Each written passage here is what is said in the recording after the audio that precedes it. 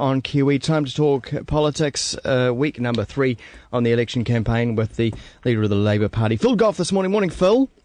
Good morning, Wammo. Now, just for the record, this morning's conversation is, in fact, on the record, just so you know that. Oh, look, I thought this was a private conversation between the two of us, and I'll be devastated if you lay a complaint with the police.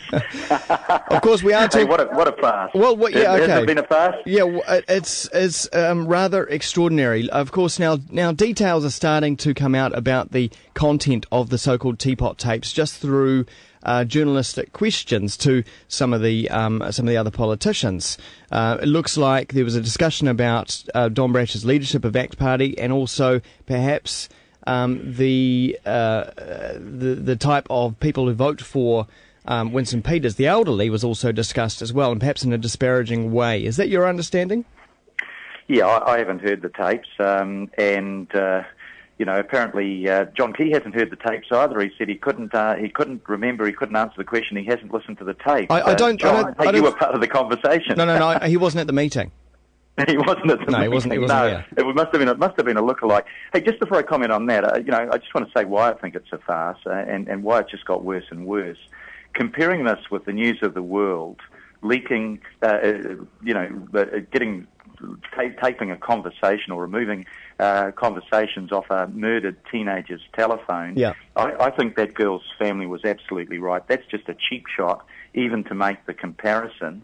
And then for John Key to talk about this, it's like hacking into a private discussion between parents about a teenager who's suicidal.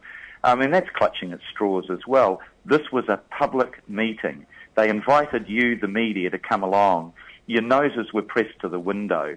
To say that you can't release this, it was a totally private conversation, is just a nonsense. And just for people listening to catch up on that suicidal comment, because I don't think that's been very widely reported. Last night, when John Key was asked further about this, he said, "Well, what happens when that starts moving to other high-profile New Zealanders having conversation with their wives about personal issues? What happens if a couple of high-profile New Zealanders that are married have a conversation about their son or their daughter being suicidal? A Sunday paper reports that, and the child takes their own life." Man, is this the longest bow being drawn that you can hear right there? Yeah, look, this wasn't a private conversation. It wasn't putting individuals at risk. This was a party political discussion.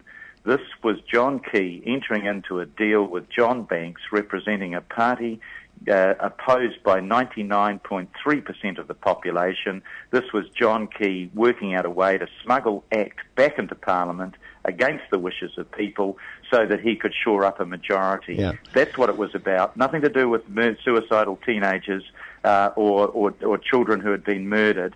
And it's just a sideshow. I mean, what was on the tape?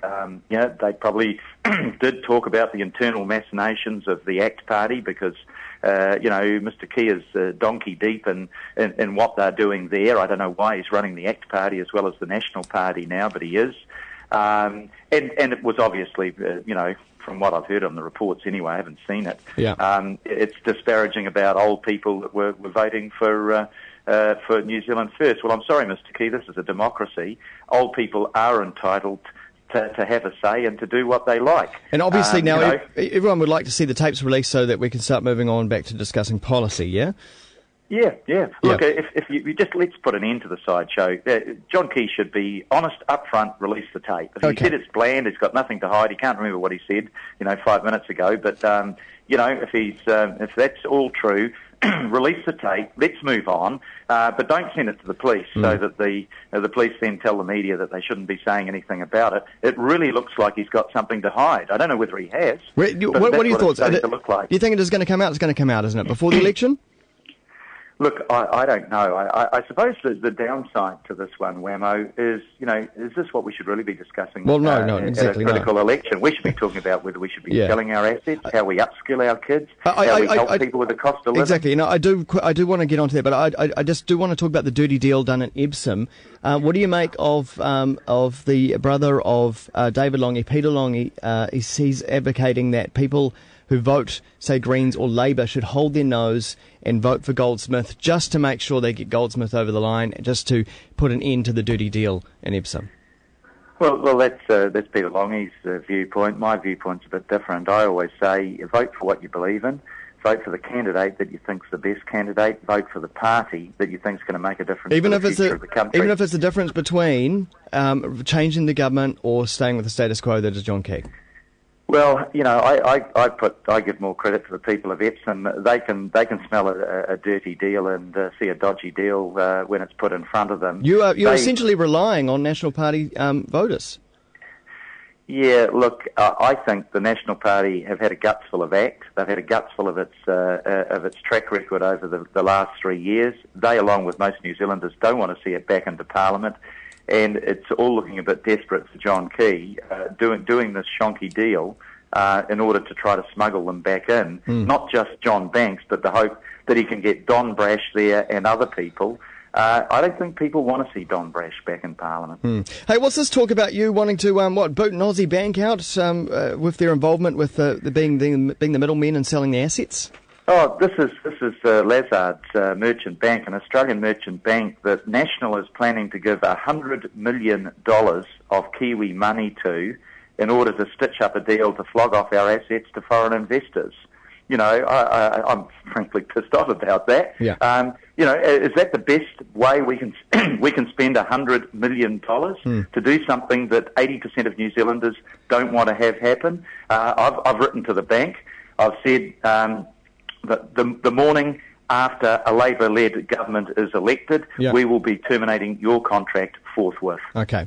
Are you aware of the Radio New Zealand policy list and questions of all the parties that they have on their website? It's a really great resource that people can go and check out and figure out, what each party represents. Are you aware of that?